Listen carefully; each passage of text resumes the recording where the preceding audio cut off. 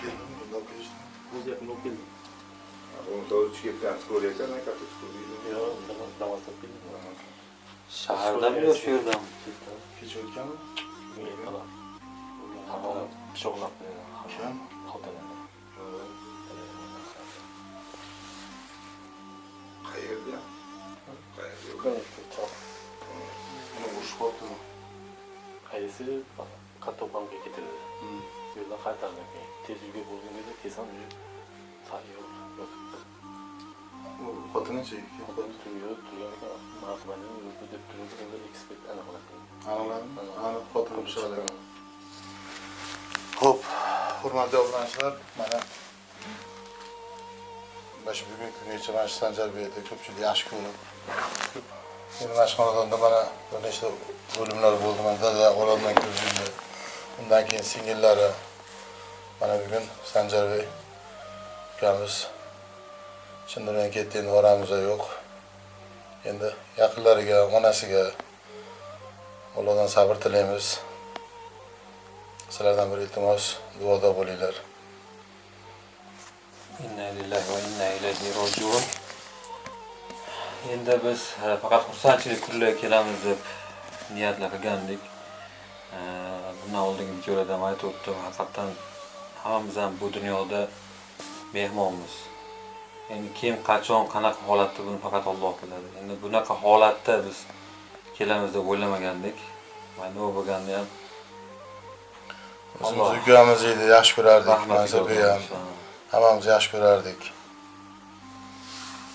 Hozir umuman eshitgandan keyin yuragim g'alati bo'lib qoldi-da, chunki bu Sanjarbek bilan boshqachaligi gaplashardik, boshqacha kelganda ham aynan siz bilan bizni boshqacha yaxshi ko'rardi-da. Gapirolmasa-da shunday xursand bo'lardi.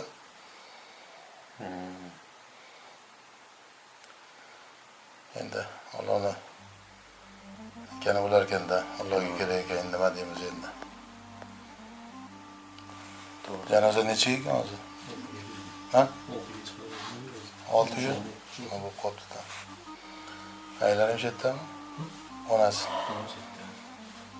Chiqarma. Mazasi yo'qdir. Endi farzand dog'i yomon-da. Faqat sizlarning iltimos duo qilinglar ukamizni. Yangi xabarimiz bor, marhum qanday vafot etganlar, dunyoda oldi berdi, shunga o'xshagan holatlar ado qilishning mana amakilar o'zini Alloh o'zi ajrsa.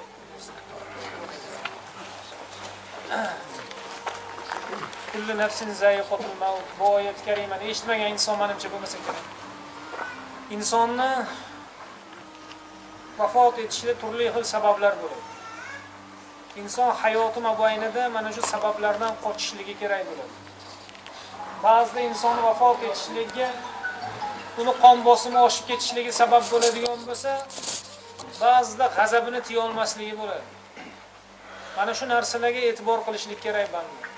Endi bu vafot etgan marhumni qanday holatda, qay shaklda, qay holatda vafot etganlari bizga qorong'u, ammo lekin Allohning bandasi Peygamberimiz sallallahu aleyhi ve sellem ummetlere Allah o'zi rahmat qilsin, joylarini jannatda qilsin, onalariga Alloh go'zal sabr-i jamil bersin. Sabab bo'lib qolishlikdan Allohning o'zi asrasin bir bandaga. Ba'zida moshinani tez minib turib sabab bo'lib qolgan o'rnimiz bo'ladi. Ba'zida insonni tanasiga zarar keltiradigan omillar targ'ib qilib turib sabab bo'lib qolgan o'rnimiz bo'ladi. Alloh bunaqangi bir holatlardan o'zi afv etib, o'zining roziligi yo'lida go'zal hayot kechirishimizni Alloh o'zi nasib etsin. Duo qilaylik. Janoza namozimizdan amin. Marhum bu ukamizni ya Rabbiy safarlarni bexatar joylarni jannat bog'laridan ortilarida qoldirgan voliday muhtaramlarga ya Rabbiy o'zing go'zal sabr-i jamil ber. Kelgan mehmonlarimizni qadamlariga ajr hasanat, qalbiy ezgu niyat duo maqsadlarini o'zing hosil. Bu marhumning safarlarini bexatar yo'llar joylarni jannat bog'laridan